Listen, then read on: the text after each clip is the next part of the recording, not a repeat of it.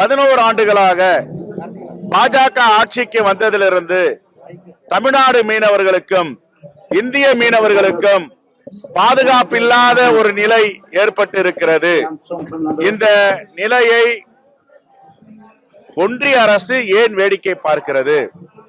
2014ஆம் ஆண்டு சுஷ்மா சுவராஜ் மற்றும் பாஜக தலைவர்கள் ராமேஸ்வரத்தில் ஒரு கடல் தாமரை மாநாட்டை நடத்தினார்கள். அந்த மாநாட்டில பாஜக ஆட்சிக்கு வந்தால் இனிவரும் காலங்களில் மீனவர்களுடைய படகு தாக்கப்படாது பார்த்துக் கொள்வோம், கைது நடவடிக்கையில இலங்கை இறங்கினால் நாங்கள் நடவடிக்கை எடுப்போம், படகுகள் சாதாரணமடைந்தால் நாங்கள் அதற்கு உரிய நிவாரணம் அளிப்போம் என்று சொன்னது. ஆனால் 11 ஆண்டுகளாக மீனவர்கள் தாக்கப்படுகிறார்கள், சுடப்படுகிறார்கள், கொலை செய்யப்படுகிறார்கள், படகுகள் சேதமடையப்படுகிறது, வலைகள் பறிமுதல் செய்யப்படுகிறது. இந்திய வரலாற்றில் முதல் முறையாக தமிழ்நாட்டு மீனவர்களை கைது செய்து நீதிமன்றத்தில் நிறுத்தி தண்டனை பெற்று தந்திருக்கிறார்கள்.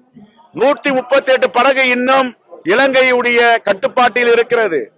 100க்கும் மேற்பட்ட மீனவர்கள் சிறைச்சாலையில வாடிக்கொண்டிருக்கிறார்கள். ஏன் இந்த பாராபட்சத்தை ஒன்றிய அரசு செய்து கொண்டிருக்கிறது? மோடி ஏன் இதில் தலையிடவில்லை? ஒன்றிய அமைச்சர்கள் ஏன் இதில் தலையிடவில்லை? இனிவரும் காலங்களில் இப்படி பாராபட்சமாக நடக்கக்கூடாது என்றுதான் எங்களுடைய மீனவர் காங்கிரசின் சார்பாக ஜன்தன் மந்தர் டெல்லியில மிகப்பெரிய போராட்டத்தை இங்கு நடத்தி கொண்டிருக்கிறோம்.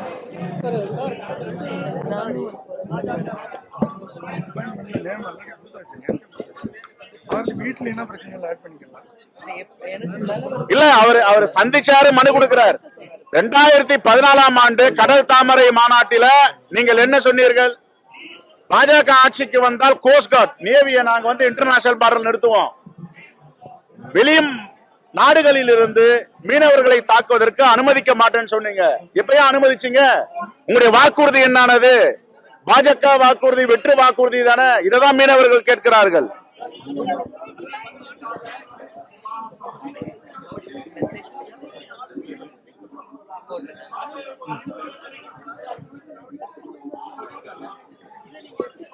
இல்லையே, நான் என்ன கேட்கிறேன், உங்களுடைய வாக்குறுதி என்ன?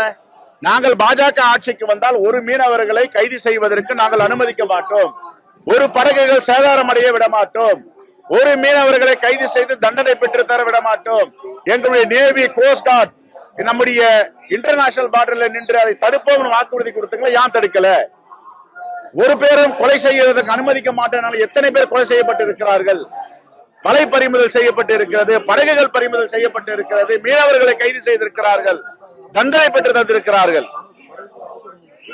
அந்த படகையெல்லாம் அரசுடைமையாக்கி இருக்கிறார்கள். இதெல்லாம் வன்மையாக கண்டிக்கத்தக்கது. இந்த ஆர்ப்பாட்டத்தின் மூலமாக பாஜக திருந்தி மீனவர்களுக்கு பாதுகாப்பு அளிக்க வேண்டும்.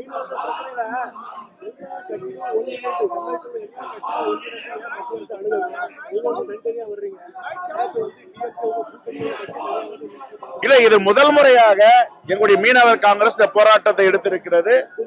மீனவர் காங்கிரஸ் தலைமையில தமிழ்நாடு எல்லா கட்சிகளும் சேர்ந்து ஒருங்கிணைத்து இந்த பிரச்சனையை வெளியே கொண்டு வருவோம், பேசுவோம். பாதகம் செய்பவரை கண்டால் நாம் பயங்கொள்ளலாகாது பாப்பா, மோதி மிதித்து விடு பாப்பா, அவர் முகத்தில் உமிழ்ந்து விடு பாப்பா. அண்மை செய்திகளை உடனுக்குடன் தெரிந்து கொள்ள இணைந்திருங்கள் இயம்நாடு தொலைக்காட்சியுடன்.